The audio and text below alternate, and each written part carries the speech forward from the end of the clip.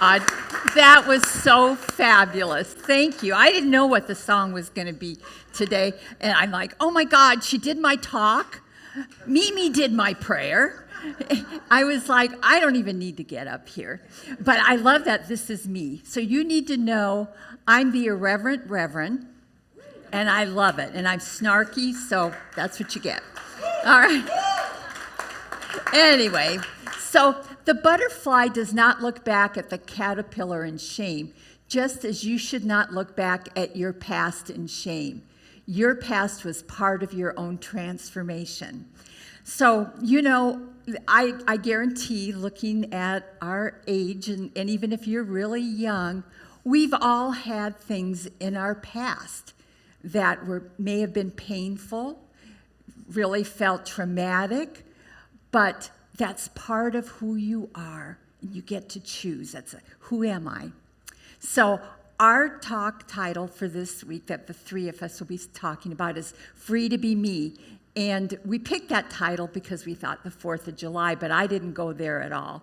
So, but I love that, free to be me, and that's why that song, each one of us here is free to be yourselves.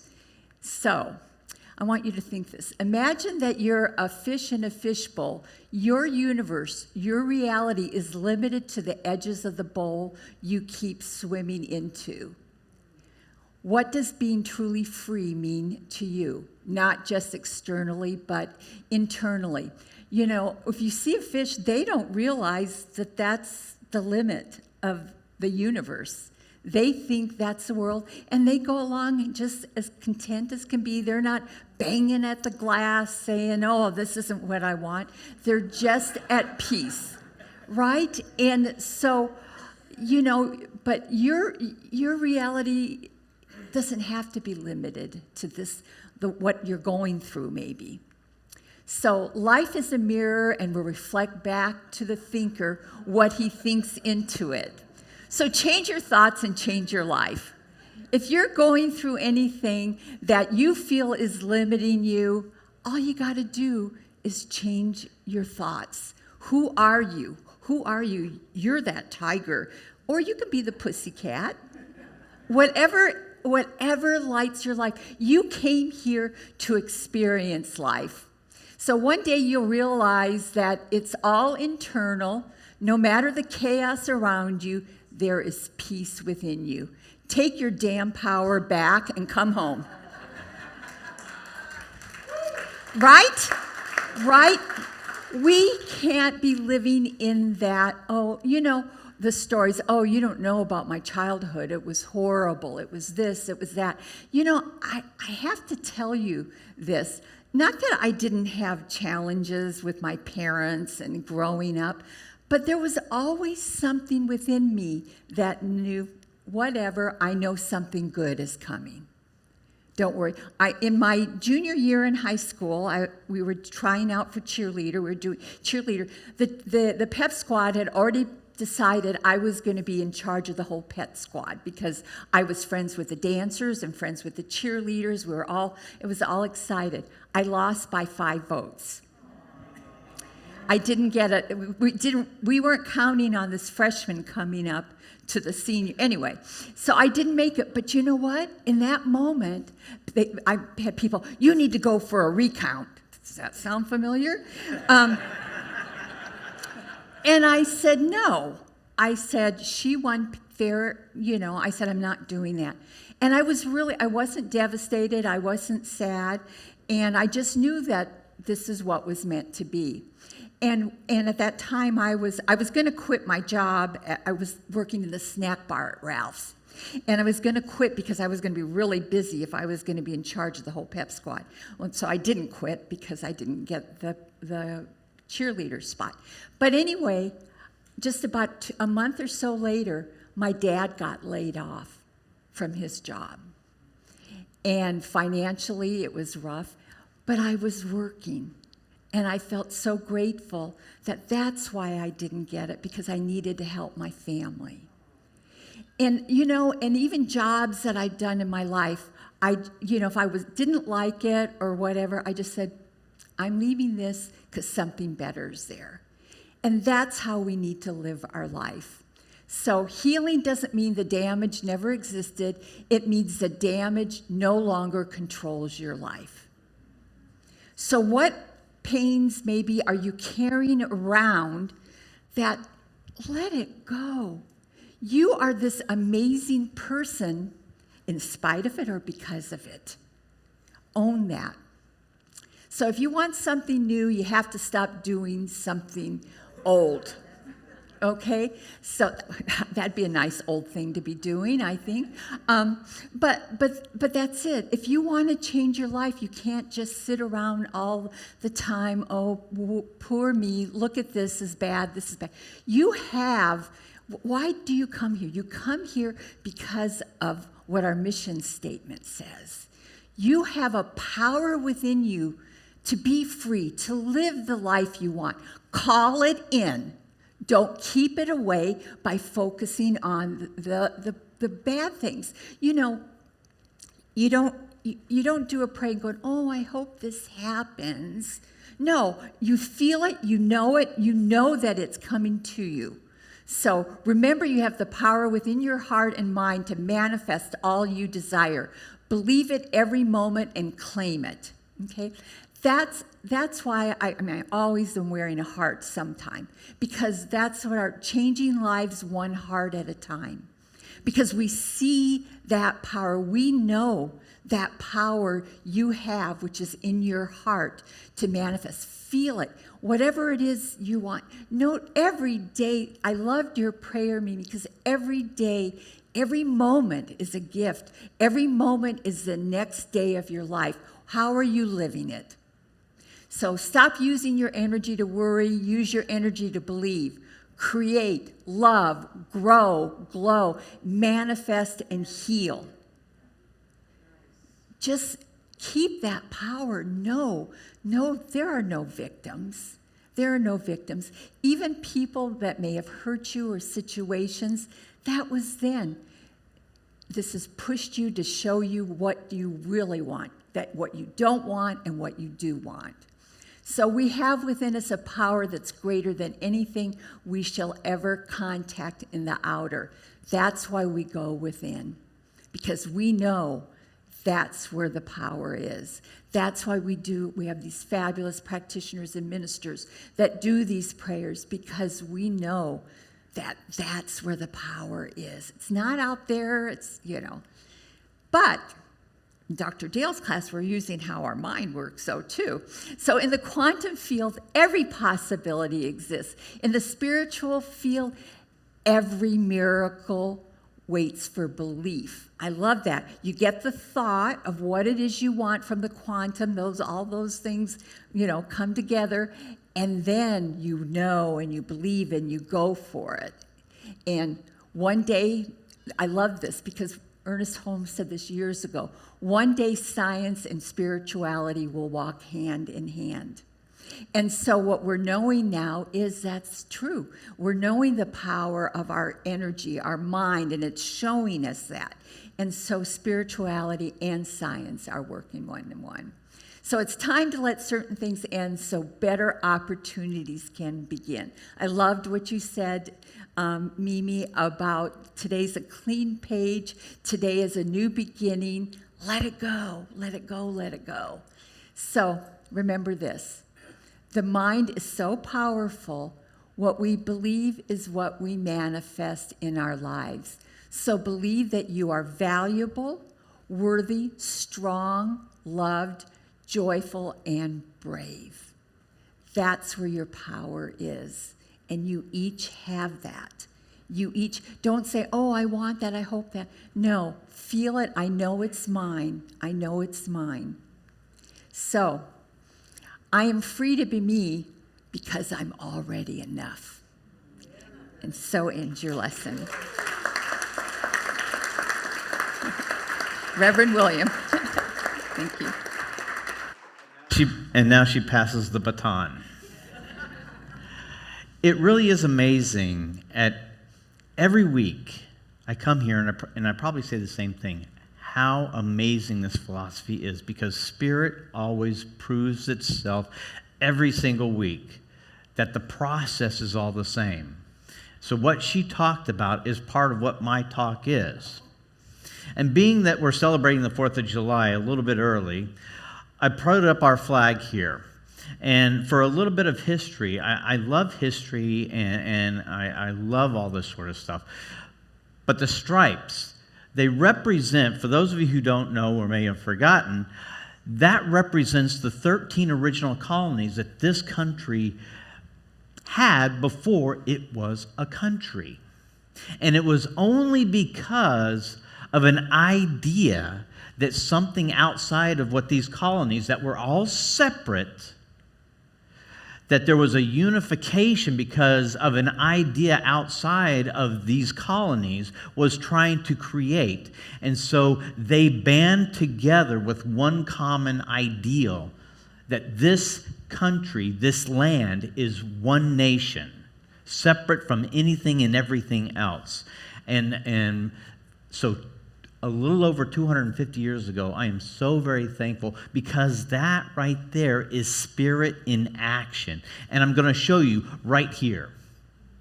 Ernest Holmes, The Science of Mind textbook, page 275, paragraph 2. This is what it says. Suppose I am confronted with a problem and do not know the answer to it. Every known fact is against the working out of this problem. I say, I wish to treat for the situation. I wish to handle it scientifically from the standpoint of spiritual science. Science and spirituality coming together. 250 years ago, that kind of works around how this nation got started. But it's how do we handle our own situation? Again, going from macro to micro, going from a country standpoint to my individual problems, my thoughts, my feelings, what's going on in my life, what ditch may I be in? That may be something that you can resonate with and understand.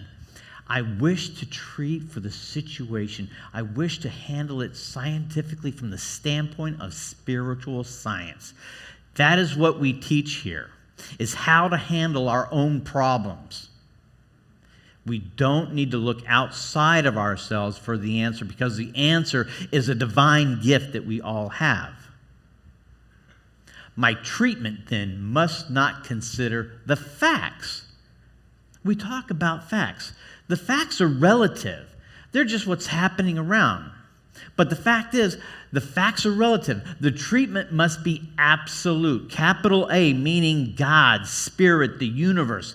The answer is there, even though, like Dr. Laura was saying, she may not know the answer. She needs to change away from what she has come from and know that there's something greater. That is what we do here. That is what these practitioners, that's the ceremony that we had up here. To show and prove that this formula, this science of mind, this science of spirituality works and can work for each and every one of us. And that's what we do here on Sundays. And that's why I love coming here. I wish to get over in the mind as complete acceptance. Not the old facts, but new one. In such degree as this treatment partakes the nature of reality, is it going to have power? I have to believe that Spirit already has the answer. I may not. You may not. But Spirit, the answer is there. Quantum physics. The thought or the intangible is already in existence. It comes into reality, and that's what quantum is talking about. That is what the prayer is. It's taking your idea from the quantum field into this physical realm that we can see. 3 dimensions, height, width, and depth. Maybe even the 4th, feeling. Maybe that's the 4th dimension, is the feeling. Wow, there you go, there's talk. This is the limitation of treatment, not the limitation of principle, but in performance. The answer to my prayer or the unanswered portion of my prayer isn't because God isn't capable or the universe isn't capable. It's because my understanding of my own divinity, of your own divinity, you don't recognize who and what you are. Again, Sunday service, we teach that.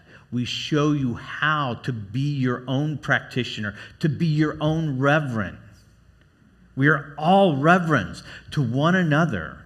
This is one family. We may be individualized. We may be a separate country, but all countries are one. And that's where we're heading. The thing itself, of course, is not limited. As we have proven, that principle is not bound by precedent. We go into that realm which says, behold, I make all things new, not carrying with us the limited belief of the reason why it can't be. Sometimes when we pray, we bring doubt, or we really don't believe what we're talking about. Sometimes that's when we have to step back and pray for the clarity, pray for the peace. That yes, I don't know everything. And the beautiful thing is, I don't have to. But when I pray and I open myself up to that divine nature and know that the universe is all-knowing, omnipotent, omnipresent, the answer is there. I just have to open myself up to that possibility that there's more facts out there than I actually know. Any denial we make in treatment is simply to conduct us to a place of greater affirmation. That is the last sentence of this paragraph. Now, we do a five-step treatment, or how to pray. We generally don't bring in the negativity of a situation. But I'd like to say this. Sometimes we need to see the contrast of our life. And by recognizing the lack that I may have, gives me that dynamic range of possibilities that know that I'm on this part of the electrical cable of life, that I'm connected here, but I know that there's something greater over here. And by recognizing where that past is or that limitation is, but knowing that the possibilities are endless, I don't have to know everything. I just know that with this contrast and this understanding and this openness and this receptivity to something greater, everything is available at all times. So let's just celebrate the birth of this nation 250 some odd years ago. But know that it's the birth of each and every one of us, like Mimi was saying. It's all here. It's a clean slate right here and right now. It's your life. It's your connection to Spirit.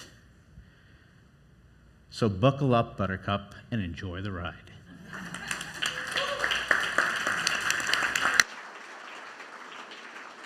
Oh, we haven't heard that. Buckle up.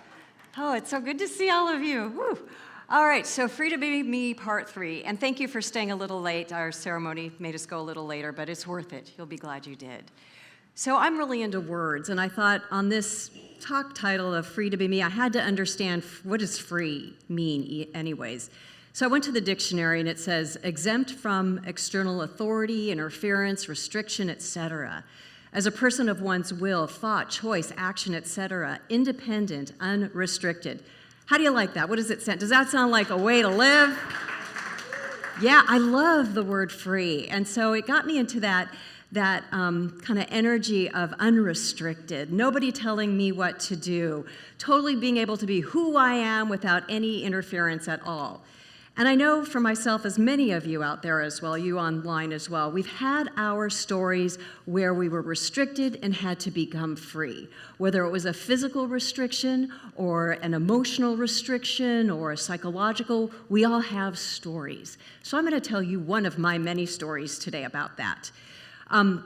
When I grew up, I was in Los Angeles in the 70s, and there was so much diversity, so much of it. I mean, I loved it. People of varying cultures and races, everything under the sun. I ate it up. I just thought it was so cool to see so many people where I lived coming from so many different nationalities and ways of seeing life.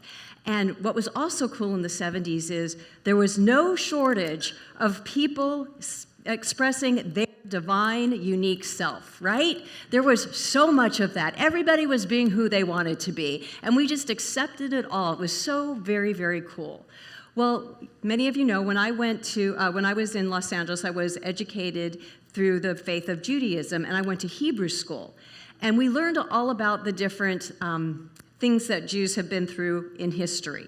And one word that I was taught was assimilation, and how important it was for Jewish people to assimilate, because in many places we were not welcome. We were not accepted. And we thought, we need to assimilate so people don't recognize who we are. So here I am in LA, an excited young girl, able to be whoever she wanted to be, because I lived in LA and everybody was being whoever they wanted to be.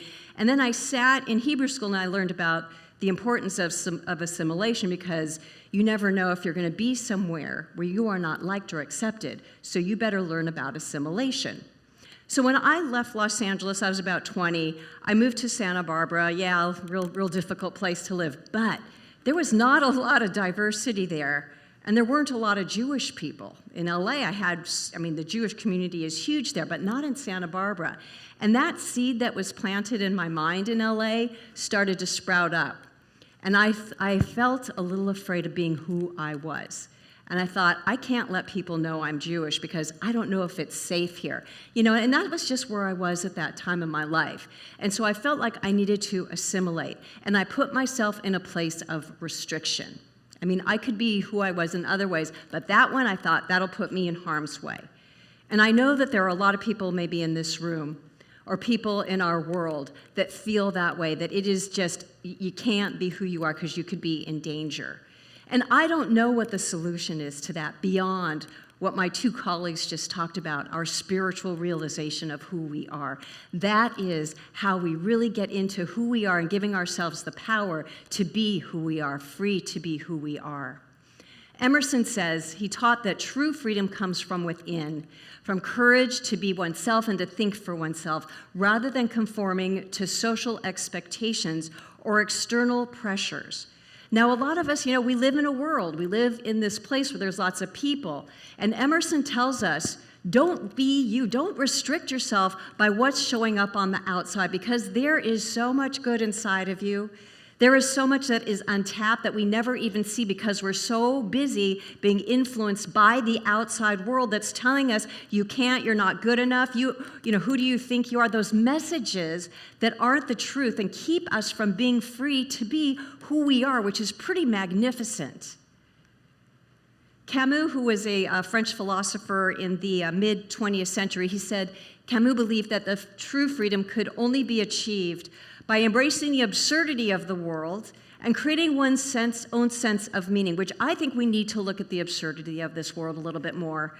We need to lighten up. There is so much heaviness right now because a lot of us are just feeling like there are things going on, there's so much change, there's so much disruption. This world doesn't look like it's ever looked before. Yeah, it doesn't. And what do we teach you here? Everything always changes, but we have the capacity inside of ourselves to move through those changes. We've got it. Sometimes we think we don't, but I'm telling you, you do. So let's start looking at that world with absurdity. Look at the absurdity. I mean, God, there's so much crazy. Start lightening up. Stop being afraid of it so much. Because the more we stand in that courage and that confidence of who we really are as these spiritual beings, and start doing and living from a place of meaning for us, really start standing that's a freedom. When you are able to live and see life on your own terms, you're free. You are free, and nobody can take that away from you, ever. In order to free ourselves, we must stop using the outer world and past experiences, etc., to define our worth, our self-worth. We can get really caught up in that, comparing ourselves to what other people are doing and seeing ourselves as not enough, not like them, not like those who are successful. We define success ourselves. It's an inside job. And I found this quote. God, I don't know where I found this, but I love it. I no longer need external validation. My worth is not up for debate. Y'all want to start adopting that, right? Not up for debate. I don't care. I don't care. Because we should just care about our power and our energy and our love. We should care about knowing who that is, what it is, and what wants to express by means of us. Because we all have something different going on that wants to come out to play. Let's honor that and free it. We got to free our mind. At the end of the day, we got to free our mind. That's where the issue is, in our mind. Bob Marley says, emancipate yourselves from mental slavery. None but ourselves can free our minds. We teach that it is our responsibility to change ourselves. Nobody can do it for us. We can learn a lot of great stuff, a lot of great tools, but until we pick up those tools and utilize them and free our minds from all this old thinking, from all these old mental constrictions that we're holding on to that just block our energy, if we don't free it, nobody else is. So we have got to free our minds. And what I love about this place is we are all freeing our minds together. And how cool is that? I like a room full of free minds, right? Free it up. We got to stop telling the stories. This is a theme, I don't know if you've noticed, with the three of us. We got to stop telling the stories of powerlessness and develop our spiritual identity. I know a lot of people who are coming here maybe for the first time or aren't really sure about this thing called spirituality. I'm telling you, the solution to all our problems is understanding who we are spiritually and getting that developed. Develop your spiritual identity. Look within yourself. Stop looking at problems. Stop looking at what your parents told you were or your friends, and start finding this space inside of yourself that is so rich and so vibrant. It is beyond words. It is beyond time. It is who we are at the essence. And we can teach you here, what happened? We can teach you here how to find that. We teach you in meditation. We teach you in classes. We teach you in all the events we have. We teach you at the drum circle. We teach you how to turn away from all these ways you've been defining yourself and find the energy of you. And you do that when you shut out the noise. You do that when you find your heart. You do that when you engage in this energy that you are. And I know it might take practice. This might not make sense to you. But when you have a moment when you're sitting in a meditation and something starts to awaken, or you're at a sound bath or a drum circle, and something comes to life that you haven't felt either ever or for a very long time, that is your spirit talking to you. That is your spirit saying, I am right here. Bring me out. Bring me up. Let me express by means of you. That is what I'm talking about. Ernest says, you are an eternal being now on the pathway of endless unfoldment, never less, but always more yourself.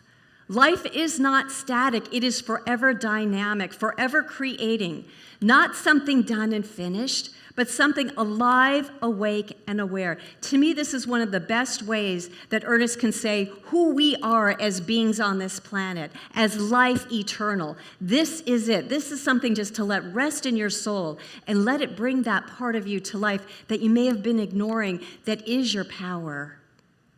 Charles Fillmore said first, this is his way of getting to that place. First, we disentangle our thoughts from the flesh and lift them up to spirit, right? Stop being so attached to the material. I love the material world just as y'all do. But there's another world I like to go to that is beyond that, that's transcendent. And that's a place to lift into. We got to practice lifting into the spirit. We hold them steady in spiritual consciousness, those thoughts, that energy. Bring it high. Hold it in the spiritual consciousness until you begin to get hold of spirit essence, spirit power, and spirit love. I love that, and it's really feeling. You know, I can tell you this, the words come out, but this, what he's describing, is a feeling. And when I was writing my talk and reading my quotes, I was thinking, you know, as I was saying, I love words, but all of these words, free, power, spirit, love, they all to me mean the same thing. It's the same energy. It's that heart energy that loves to be free. And to me, that's where all roads, all these words are bringing us to. To free ourselves is to live in spirit. To free ourselves is to live in love. To free ourselves is to live in that essence of being that we are, uniquely expressing all of us individually. Kahlil Gibran says, God has given you a spirit with wings on which to soar into the spacious firmament of love and freedom. We all have the wings. Is it not pitiful then that you cut your wings with your own hands and suffer your soul to crawl like an insect upon the earth? I think that's artificial. We are not insects crawling along the earth. We are eagles. We have wings. But we are the ones, through the wrong thinking that we do, through that limited thinking, for misidentifying ourselves with just being human, when we are so much bigger than that. We are eagles that are here to fly. Our spirit is here to soar. That is freedom. Freedom means the opportunity to be what we never thought we would be. I am here as a demonstration of being somebody I never thought I would be this. Never a dream, never an idea, whatever.